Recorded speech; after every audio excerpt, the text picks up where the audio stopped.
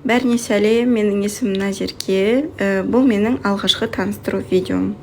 Бұл мен Тараз қаласында туылып, осында білім алып, және осында тұрмысқа шыққанмын. Бұл менің жолдасым. Біз 2018 жылы отау құрдық. Одан кейін үйде болғаннан кейін мен декретте осында торт пісірумен алысқам. Бұл менің ең алғашқы торттарым. Еш жерде жоқ. Содан кейін жайлап уже заказ қабылдай бастадым. Мынау менің жолдасымның туған күніне пісіріп берген тортым, мынау заказға пісірген торттарым, және мынау биарыстың 1 жасына пісірген тортым. Одан кейін біздің балапанымыз, тұңғышымыз, биарысымыз дүниеге келді. Міне осындай томпақ және бұзық бала болған, өте. Қазір де бұзық, бірақ одан кейін садикке барып, қазір мына жерде джентльмен жігіт болып тұр. Одан кейін біздің екінші ханшайымыз Айханымыз дүниеге келді.